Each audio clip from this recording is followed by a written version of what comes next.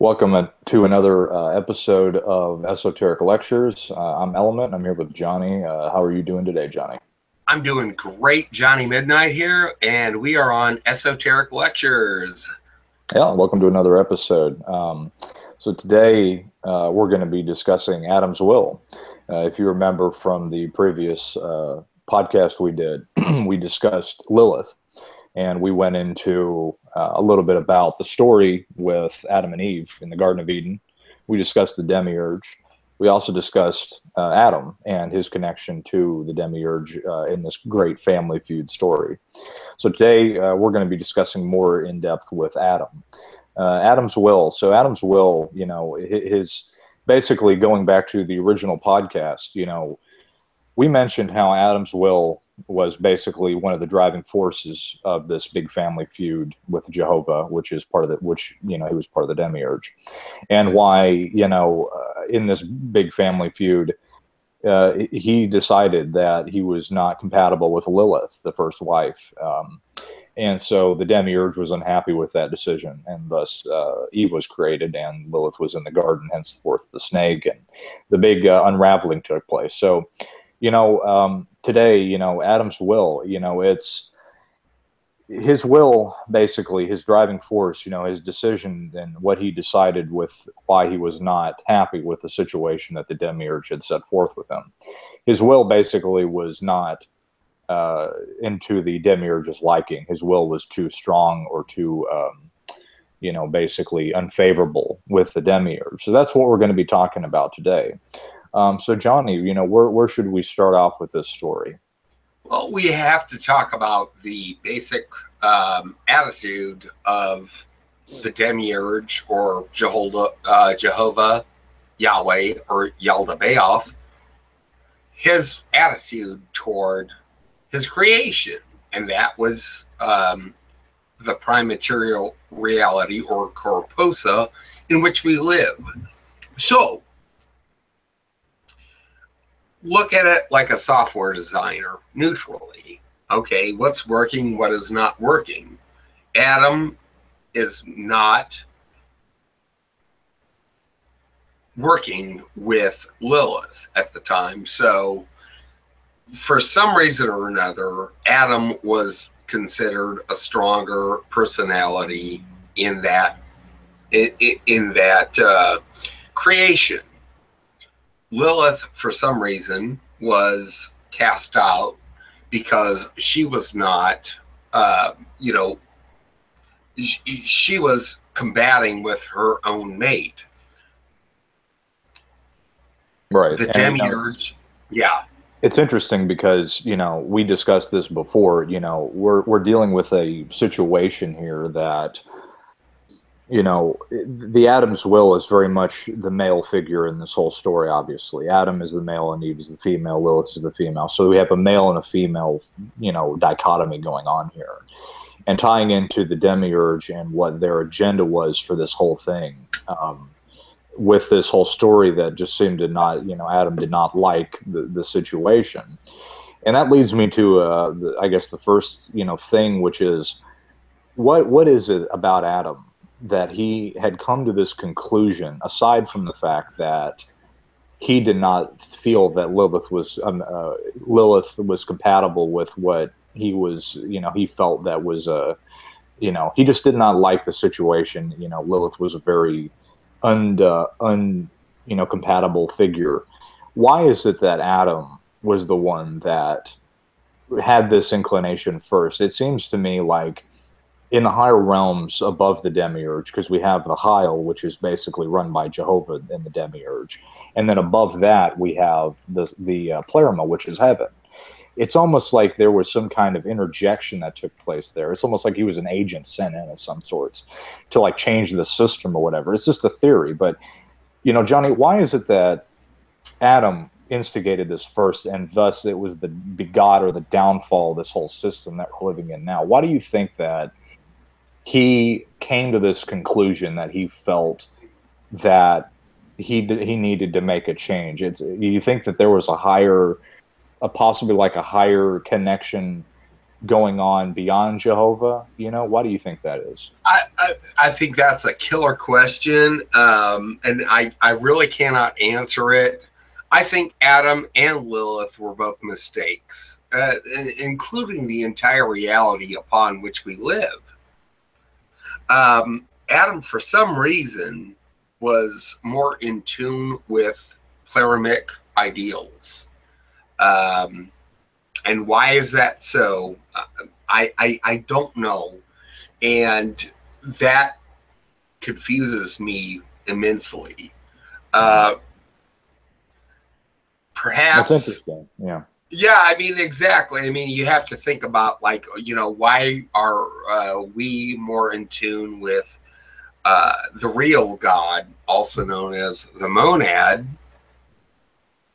We men are more in tune with the monad than, say, the female aspect, which is Lilith. It's almost like, you know, when we look at the male and female energies, obviously what I view it as is the male represents order and the female represents chaos. And I don't mean chaos as, oh, she's going to go out and just destroy everything, but it seems to be that in our society today, that is more than likely the case, and we'll get into that later on. But it's like Adam being you have like the two triangles, the upward being the blue and the red being the female. So you have male and female energies. It's almost like Adam represents order and Eve, or the woman, represents chaos. So it's almost like there's a connection there with that.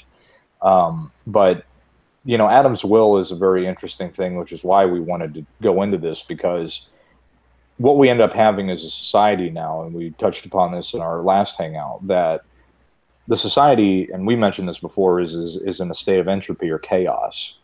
And it's almost like Adam is trying to create order just out of his own natural being. He wants order. He wants things to be in a specific way, which is, I think, why men have a specific way of doing things. We say we want to have justice here. We want to do things the proper way, and we want that to happen. And then Eve comes in, or Lilith comes in this male-female dichotomy. She wants to create chaos, and that goes all the way back to what we discussed last time, which was Lilith came in and created chaos. So now we live in a system of order out of chaos, or chaos and entropy. I agree 100%. I think Lilith was an agent of chaos, whereas Adam was more in tune with the higher realm of the pleroma. And for some reason or another, it could be genetic, it could be cellular, it could be even something further up the chain than that, where the male is more in tune with the concept of order, whereas the female is more in concept with the mutability of chaos. I am not going to say that women are naturally chaotic, but in many ways, they are more receptive to it. We touched upon this before we went live, about how the society and the depravity of what we find going on with the female species, if you will. You know, there is this constant depravity. You know, we look at all the deadly sins going on here. And all of the stuff you don't want to do, basically, that has been said, you know, set forth that, you know, what do we have? We have vanity, depravity, lustfulness, and the list goes on. And that, you know, why I mentioned that it's like there's order and chaos, and both of the two male and female forces represent either one. So if we look at our society going into what you just mentioned, you know, the woman wants to participate in like chaos because, and they love it. They love it. I mean, look on YouTube, look in the mainstream media. It's like anything that is against decency, respect, or order, a woman despises. I mean, she espouses, but anything that is for those types of virtues, she she hates. Why is that? It's interesting because, you know, we look at the story, you know, tying into this thing, and we had Lilith come in, and she wanted to mess up the system because she was jealous. So what did she do? She cooperated to have an agent working with her. Henceforth, Eve got corrupted. So because of that origination, that original story, the original thing that happened there, she was going to destroy the whole system by using the agent provocateur, if you will, which was Eve. And thus, we have a world and a system full of women participating in lustfulness and degeneracy. And because of that, the chain has led to this point. Ever since that day, we have had a constant state of entropy and chaos because the two opposing forces never mended. They separated, and Lilith was jealous. So she's almost working as a she's working as the big head honcho here to create destruction. Yes. And that ties into the whole story of what was mentioned in biblical things. And again, we mentioned this before, that the Bible is a coded story. You have to understand it is a multi-layered book. So you can't take things on face value, which is why we wanted to discuss these things to give people insight and have different eyes to see the codes. But nonetheless, it was mentioned that because of the event that took place in that story, we will have had everything, the garden will have fallen, if you will. The whole state of the energies will have been thrown into disunion. So going back to what you mentioned and why Adam's will is prevalent in this, you know, this is the big question. We see this as men. We can see all of this. We know that this is not working very well for us, and it's not really working well for them either. We know that they're pretty, you know, women today are extremely unhappy because of this chaos. We can see this. So that's the big question. Why is it that we can see this? And I think that's a question that's going to take a lot of research and figuring out to try to really get down to the bottom of it. But what we're dealing with here, I think, in the present time is we have a society now pushing towards a dysfunctional union of basically and this goes into the second topic, I guess, for the Hangout today, which is we're having a society where we're now moving into the androgynous state of being. And because of that, we're finding ourselves in a world where a man could basically become charged with a crime for not, you know, basically looking at a woman wrong. And this is going on all over the world. So this is now going into the Lilithian agenda. What do you think, Johnny, that we'll see a society now where, you know, this Lilithian agenda is now taking place and moving forward? Where do you see things going at this point in time with where this agenda is taking place and where it's moving? I mean, I think that, you know, it's something that is definitely moving quickly. In the present, right now, women are being killed with candy. Their teeth are being rotted with sugar. Their bellies are being fattened with, you know, horse lard. Okay, and they don't understand exactly what's happening right now. Like, well, not all, but many. I don't want to say NAWAL, but or not all women are like that. I think many women are just being piled with so many gifts and opportunities that they can enjoy those gifts and opportunities just for being female. It doesn't matter if they're dumb or untalented or whatever have you. You know, hey, have a vagina? All right, great. But in the future, though, that's not going to matter because they are trying to fuse the genders into a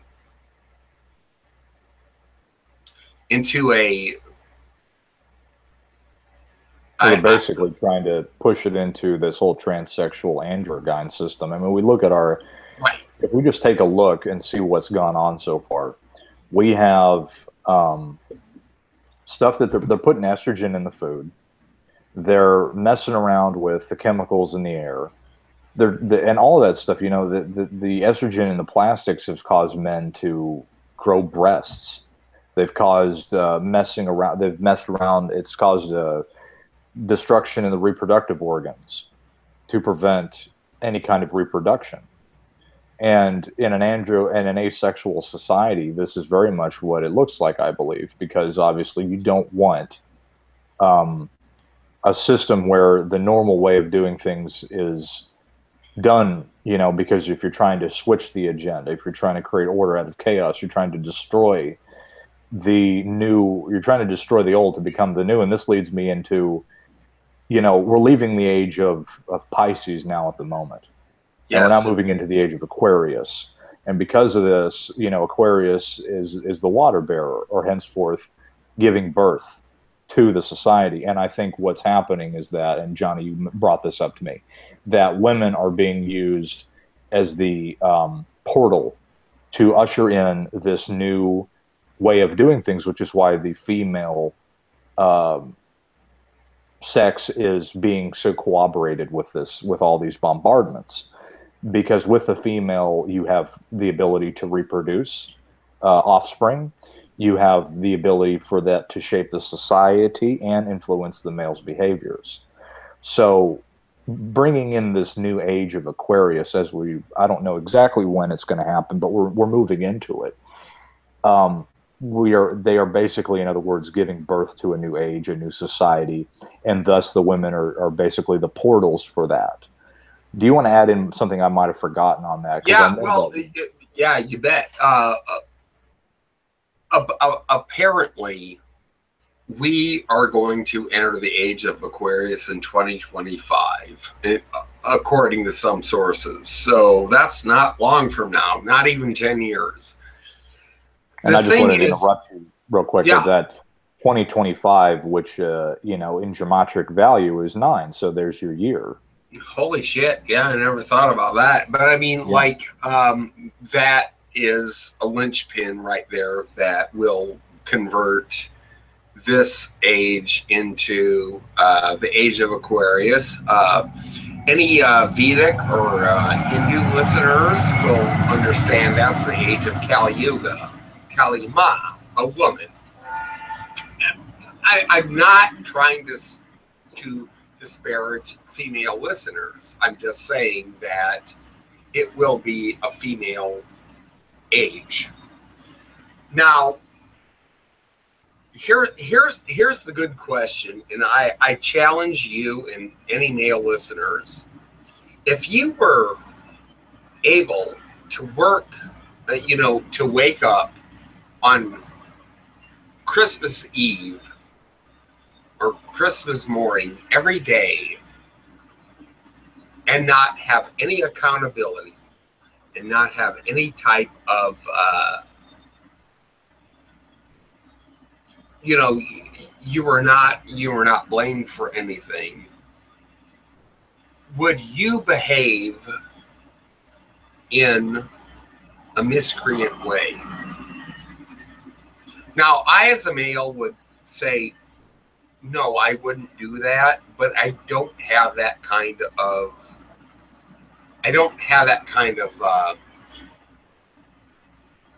way of living. I don't have that viewpoint. I have to work for everything I do, and I have to work hard for it. But if I were just given and piled with gifts every morning, and I was not subject to any type of consequences, how would I behave? I don't know.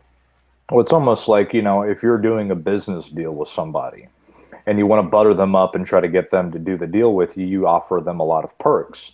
You corroborate them with things and you promise them gifts of all kinds of things to get them to be, you know, on your side. And I think in this whole story of, Lilith and Adam and Eve, Lilith came in to offer gifts or knowledge, henceforth the tree of knowledge.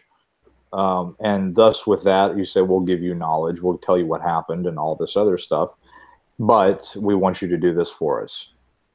And thus the cosmic, big, thing happened where we now have a society of chaos and entropy.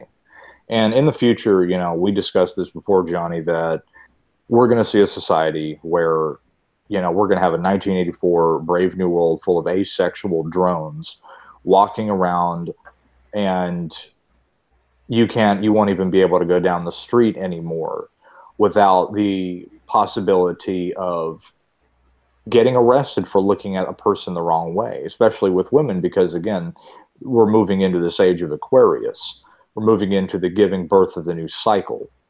And with that, we have a situation of the woman now having an authoritative situation or a position in the new age. And it's funny because that specific age in itself has a lot of unravelings and chaotic events, going back to the chaos again. And this goes in back to the original thing here with Adam's will. This podcast very much is like trying to put a message out there to the males of this system that we will be subjugated to a lot of ridicule. This is why I believe the sexual assault issues that are all over and now taking place in the media and in the news are being pushed so heavily, because they are trying to rewrite the definition of what is acceptable. With that, you have a system that is promoting an androgynous state of being because of not only including the estrogens that they put in the plastics and whatnot, but shaming the natural production or the reproduction of what the man and the woman are supposed to be. So they're completely destroying the old paradigm to bring in the new age. They're they're basically laying the groundwork for this. So, but Johnny, I have a question that I think you might be able to answer, which is, with this thing coming in, and I think we're going to save a lot of this for another hangout, but what do you advise the new age coming in, where we'll have this androgynous system that will affect males quite significantly? What do you advise are some points or some key points that you think they need to know as we move into this system? And tying into Adam's will, what do you think that we should do about it? Many of you male listeners are probably raised by females. Your bosses are probably females. Your teachers are probably females, just like mine were. And you're going to have that kind of speech pattern. You're going to have that kind of mentality that is feminine. You have to be able to reassert yourself and reprogram yourself into what it is to be male. And I'm not talking about a plea toward traditionalism. That's just only going to make more human slaves, male or female, doesn't matter. What you have to understand is that you need to reuptake that assigned gender that you were born with and embrace that. And that does not mean, I got to be a lumberjack with a CPO and a big beard and a camouflage ball cap. No, but what you have to do is be somebody that is able to defend yourself as a person, and not violently, unless that need arises. Let's hope it doesn't. But at the same time, you also have to understand that you are a demographic that is going to be in exile. You are not going to be wanted here. Yeah, Lilith does not like the man. No, she doesn't. She wants to conquer the man. And Adam's will says, no, I am not going to be conquered by you. This was something that was mentioned to us. We talked about this and this was something that we didn't mention because I never would have thought about it until we had discussed this. But from our previous podcast, we were discussing how, it's not only is Jehovah trying to rewrite because of the event of Adam's will, he did not like the interaction with Lilith, but it's almost like he's completely destroying Adam and the whole entire thing, which is why we're moving into he's trying to completely rewrite a completely different species, which is the asexual. And the original creation was actually asexual. Right, exactly. It was. And what triggered this? Well, there has to be a motive. There always has to be a motive. Well, back in 1945, anybody who is willing to listen to this, I'm going to say it right now. Ladies and gentlemen, we got to talk about the Nazis. I'm not defending them by any means because I don't know exactly the motive of the Nazis, but there were crafts that were invented by them and devices that were invented by the Ahnenerbe and the Scheutstaffel that were keys into the realm of the demiurge. Yeah, it is my suspicion that they wanted to attack the Heil, and they would outfit their crafts with these airships or dimensional spacecraft that were outfitted with cannons and machine guns and everything like that. This was not a peaceful mission. No, the one was called the Hunter, right? Yeah, De Jager. And yeah. You don't send De Jager on as an ambassador of peace. You wanted to hunt your enemy with this. And through certain frequencies, the NSDAP wanted to open up the Heil and enter into it and attack it. Here's the problem. They lost big time, and they continue to lose, and that's fine, whatever. The thing is that because of that defeat, we are now being, as I said in our earlier podcast, we're now being, as humanity, being punished for that attempt. What do you think? I agree. It's a very serious story that happened, and it's something that most people never look into because it's so bizarre, and it's something that you never would have put the connection in there unless you knew about the story and the original system that was kind of taking place. It's we're in a situation now where the lines in the sand have been drawn. We have man against woman, and we have this thing called the battle of the sexes. This propaganda has been pushed for a long time now. And because of that, we have this system now that is completely being rewritten and moved into for the new age. And the Lilithian agenda, in my personal opinion, is to create a situation where we have a 1984 Brave New World, where we have things like the Anti-Sex League, which can be equated to feminists, being used as the useful idiots in the whole system to bring in the authoritative aspect to the new system.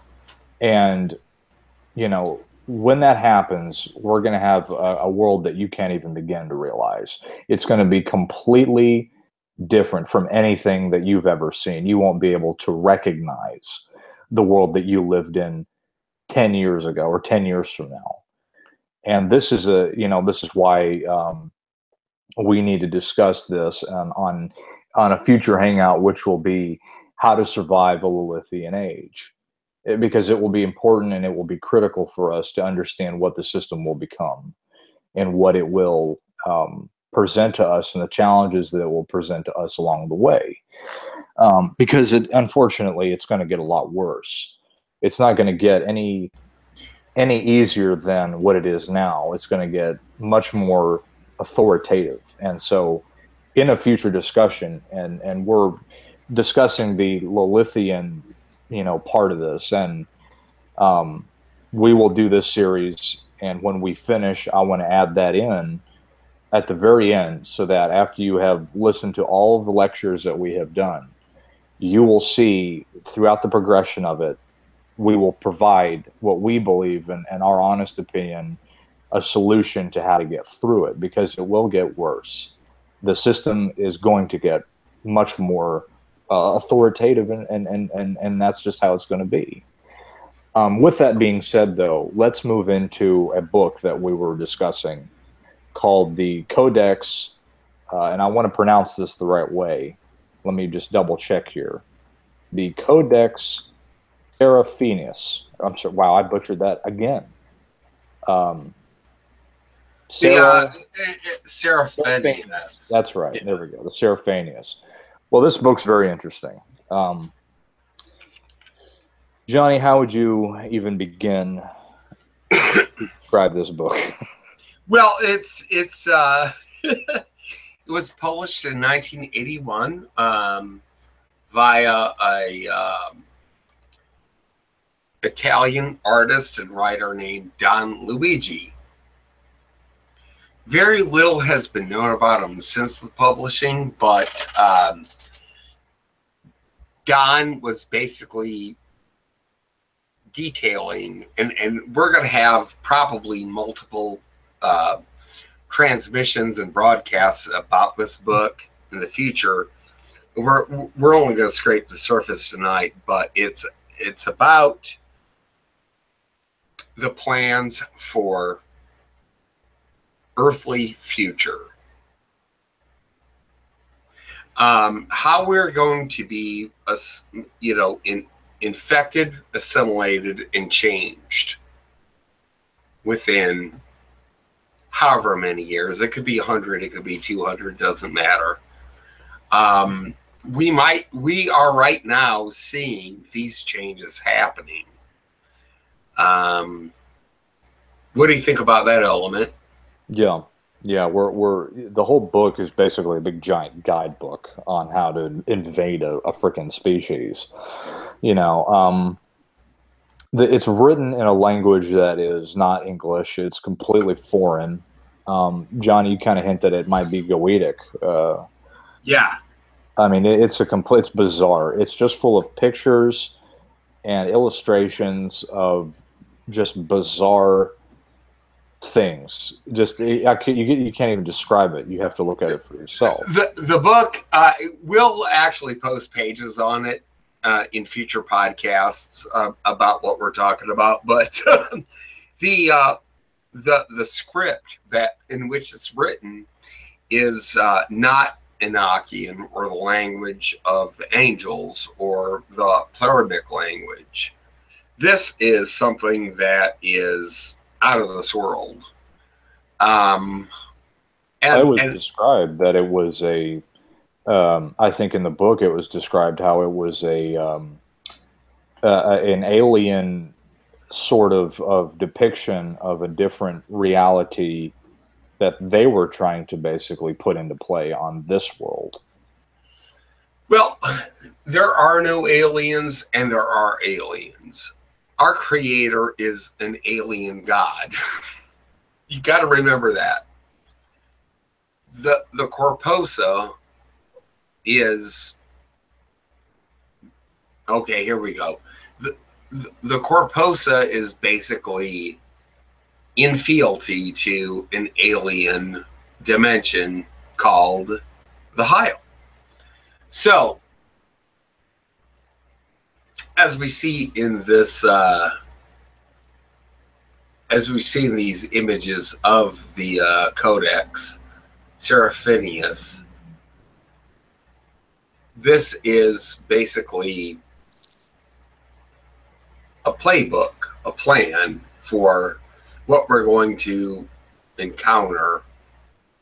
I don't know, how soon or how long, but I do believe it's already happening right now.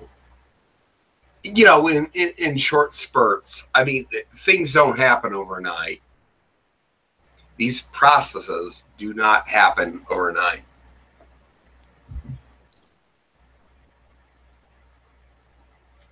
Yeah, I mean, it's a completely, this book itself, and I think we might have, checking here, making sure. Okay, I heard a disconnect there on Johnny's end, but I think I know. Okay. But I think that, this book is a very, it is a invasion. It is a guidebook, if you will. I mean, this, we discussed that this is basically plant life, and they're infecting our plant life. This is what that's depicting. Well, they're infecting the atmosphere. They're infecting the plant life. They're infecting vegetables, fruits. They're infecting our, mammals. They're infecting even the soil itself, and to the cellular level. So you have to be aware of that. And as you can see right now, this writing, this script, is completely unknown to anybody. People have been trying to translate it, but we really have no definitive translation for it. Yeah, it is a very mysterious book, and Johnny and I will be breaking this thing down here in the near future to figure out, what all these pictures are basically trying to depict. Yeah, I mean, it could take 10 episodes, but, we want to do what we can to illuminate that plan, that knowledge that's being conveyed through that book. But the thing is that I do believe, back to Adam's will, this is a type of codex that is being structured to bring us back to what happened before the union of Adam and Eve, to destroy Adam's will. Adam's will it's always been this constant force, this constant opposingness of the male energy, the male force, because again, I think it represents order and the female represents chaos. Because, going back to it, the original creation was an androgynous type of deal. So when you split those two, what do you have? You have a positive and a negative. So with the positive and the negative, the yin and the yang, when they're no longer together, there's no longer a synergy. When you break them apart, they're two completely separate forces in themselves. So when you have a situation like that, you have two elements that they're completely separate. They're in their own state and they're unstable. So we have a society that's unstable because everything is built upon the foundation of reproduction, and hence the chaos. So I mean, exactly. Why do you think right now so many men are taken out of the home so that the children could be raised by women and nothing but? Think of that. That's a good point, and that's why they're pushing these laws to rewrite and change that aspect of how things are done. Because of that, we have a situation where, going back to that, you have these two forces that are unstable. So when you can manipulate one, let's just say, like looking at it from an atomic perspective, you have one element here and you have another one here. Sure. Well, if you want to create a stimulus with one of those elements, you have to add in a specific stimulus. So on a basic level, You go into the home and you change out how things are run there. The home is the nest. It is basically where things take place. It is the place in which families are raised. It is a place in which, you know, you have your serenity. You mess that, you mess up that structure, you have another chain reaction taking place, because everything in this world is based on atoms. So on an atomic level, everything's being manipulated and changed. And so Adam's will is very much like an atomic element. And that's funny because if you think about it, atom, A-D-A-M, is the same pronunciation as the atom, or A-T-O-M. Yeah. So atom or atom is an atomic element, and Eve is a other element. I don't know if you want to look at it from the same perspective. I'm sure it's different, but just sticking on Adam's part, atom, the atomic element, is being changed. The atomic structure of the reality is being changed by changing Adam's will, by changing and manipulating his structure, his atomic very nature of that. What do you think, John? Well, great point. I mean, Adam's will was too strong for the Heil. And in order to get into the atomic structure of Adam, to get down to that base core level, you had to go through the women. And this is not disparaging females listening to the podcast, but at the same time, you have to understand, dude, you girls are just way more compliant than we men are. And that information creates a virus. It's an information virus that will eventually infect all of you. And through all of you, we men are rendered powerless. And thus there's no order. Yeah, exactly.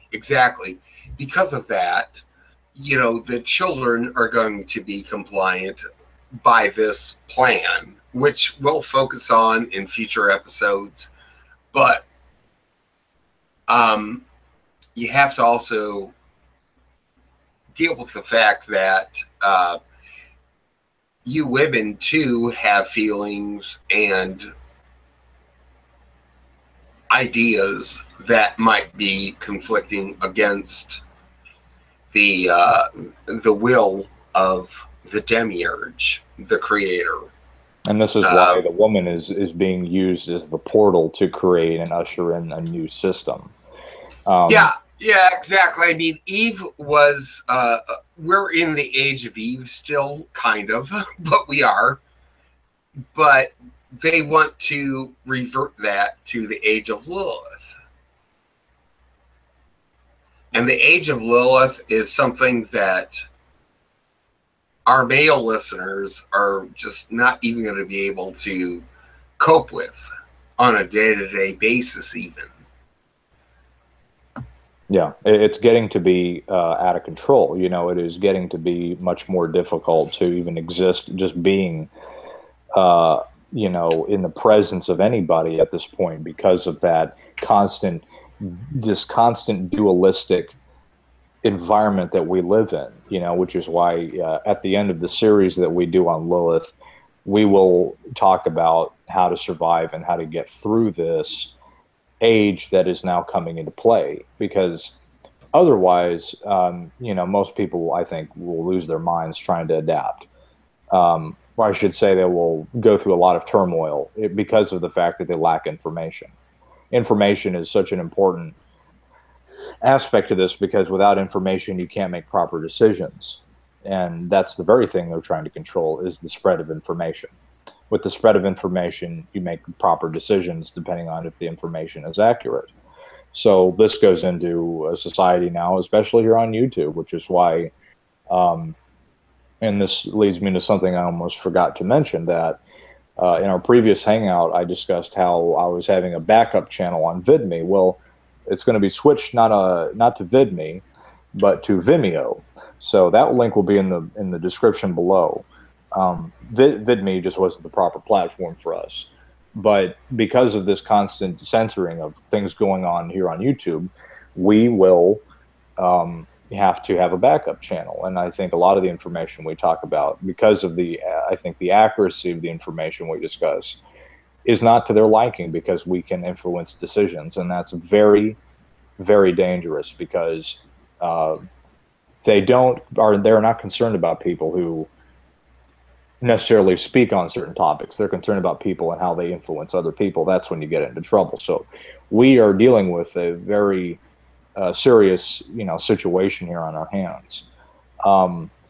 Now, there's one other thing, because we're about 15 minutes out here today, that we want to kind of go into, and I think this would be something interesting. But, Johnny, why don't we mention black-eyed children? Oh, yeah. Well, in my supposition, my suspicion, black-eyed children are basically agents of Lilith that are populating the Earth. And they have been since 1996, but there has been increase of report since 2005 after Hurricane Katrina. Now, Element, talk about the hurricane. Oh boy, the hurricane. That's a whole episode in itself. Yeah, the hurricane, and I'll have to kind of watch what I say on this. So I'll mention as much as I can that I feel comfortable with. But the hurricane is basically a vortex. That's what it is. When you look at a hurricane, it's a vortex. Well, when not to be crude, but it is an atmospheric asshole. Yes, that's what it is. Because what it is doing is it is a portal. A portal is opening in that. So when you see a vortex, the same principle applies with a portal. So I'll let your mind put two and two together with the hurricane. A vortex and a portal. Those things are portals. And thus, when those things come into play, they basically unleash chaos. So it ain't a coincidence of the sky it's much more complex than that. Those are energetic fields that are created. And because of that, they open up portals into specific areas that let things in and let things out. You're right. Energy can be nuclear. It could be kinetic, like in the event of a hurricane. It could also be quantum. It could be, laser energy. It doesn't matter. I mean, we're also talking about so many different types of energy releases that have been going on since, 1945.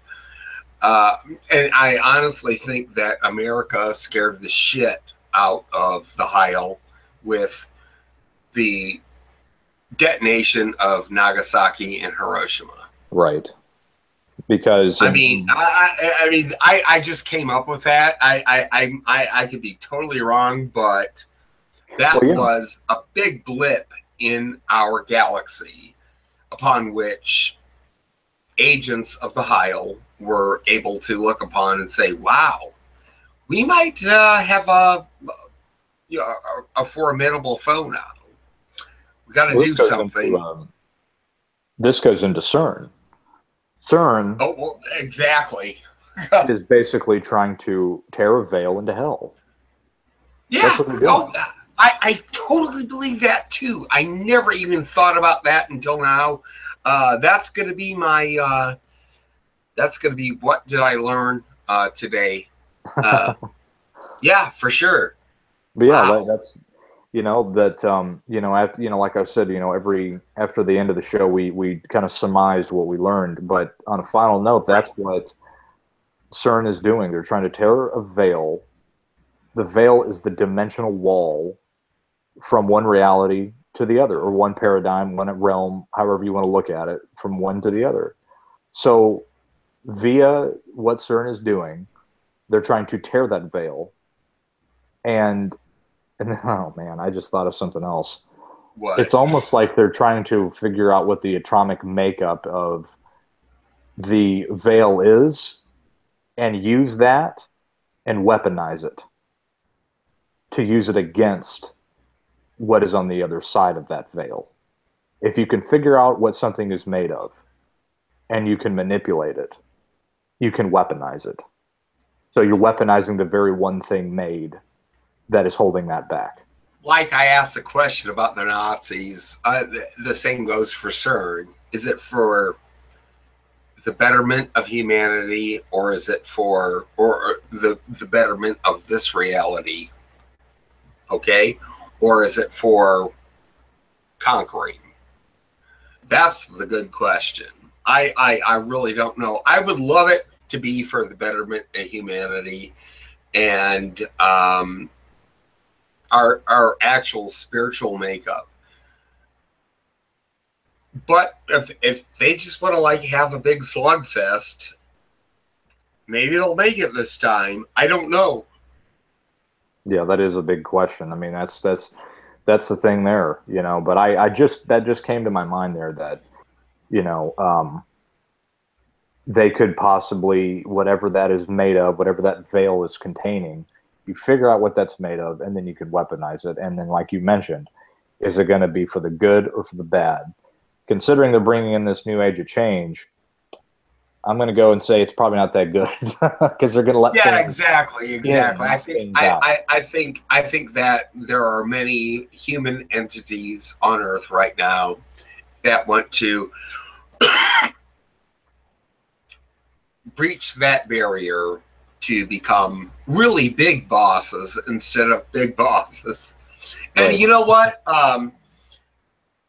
9 minutes out, I'm going to say that is what I've learned, that through this podcast and talking to you about not just the NSDAP, but also CERN and other elements that have decided to try to break through our barrier into the Heil, our ruling entity, that I am now questioning. I haven't learned anything actually, but I am now questioning, you know, what is the motive? I always question what is the motive. And to me, that's very interesting, because nobody does something unless there is, you know, a reward at the end of the tunnel. Right. What do you think? Well, I tell you what, you know, I think what I've learned today, you know, and I think what we have discussed is, first of all, our first podcast, we broke down what we believe is the situation that beget the system that we live in, which created entropy and chaos. That is a result of looking at it from many different perspectives. We can look at it from the perspective of it on a scientific level, of atom being the atomic structure, the atom. So the atom is being manipulated. Henceforth, the reality is changing. We can look at it from that perspective. We can look at it from the perspective of the demiurge, and it's all tied in. It's all tied in. The whole point is, we are all, the whole reality is being shifted towards an androgynous species, which was the original creation. And I think, you know, I don't know, Johnny, we might do one more on this, but I think that we have kind of broken it all down as much as I can pretty much think of today on what happened with Lilith, what the demiurge was unhappy with because of Adam's will. Adam's will was not compatible with what the demiurge wanted to do. And because of that, he needed to rechange the system. And as a result of that, Lilith was jealous. Lilith begat Adam because of his will against what was intended for him. And because of that, we're men, we're Adam, and they have the female, which is Eve, or some of them, most of them are Lilith now. So more and more are becoming so. Yeah, and because of that, we're at a battle of the sexes, and it seems to me that Jehovah or the demiurge is saying, well, we're going to have to refuse them because the atomic nature of it is getting out of hand. So we're going to have to figure out how to tamper that and control it better. So this is why we're now moving into a transsexual androgynous system where sex will be eradicated, just like in 1984. And that reproduction will be controlled on a level by the state, which is why, and we mentioned this before, why depravity certain things are being put into play because they're getting people to be, they're getting women to be accustomed to a different means of reproduction. So with that, you know, yeah, go on. I was just saying, so with that, that's the system that we have in play now. And, you know, I think that we have laid the groundwork, what we believe is that system that is going on. Now, Johnny, I want to throw this back to you for the last 5 minutes. Do you think there is anything that we forgot today? And also, do you think that we have pretty much covered what Lilith and what we believe has happened as a result of the society we live in because of that whole thing? Is there anything else you want to add into that? No, I don't think we've covered it all, but we will get to it in future podcasts, I assure you listeners. Bottom line is, though, I feel that what happened was the Adamic gender was hip to what was going on, and decided to, through gnosis, change things into its own form. That's my suspicion, not really a belief. And we lost big time. And because we lost, well, the loser has to pay consequences. And I'm sorry, men, listening to this, but we're getting punished. And as you mentioned, we're in detention. Yeah, we're in detention, and therefore we have to be able to, and we'll talk about this in a later show, figure out how we can survive as men under this system, because the system is going to change in an entirely new paradigm. Right. What do you think? Oh yeah, a new age begets a new cycle, and a new cycle begets a new paradigm. And all you listeners thought we were New Agers. Nah, nope. A little bit more complicated than that, I'm afraid. Yeah. But you know, with that being said, you know, we really appreciate everybody. You know, if you're just discovering this channel, like I said, you know, we're still trying to get our little rhythm down. But you know, we want to keep this thing very casual. You know, we're not trying to be Sirius XM radio here. You know, we're just simply Johnny and I kind of came up with the conclusion that we want to keep this like a radio format. You're basically sitting in our living room and we're just telling you what we know, and you know, keep it very casual and just chat. You know, I think that's, you know, because I think when it gets too rigid, things tend to kind of get a little too boring for people's listening ears. So we like to keep things casual. I think Johnny and I are both very casual people anyway.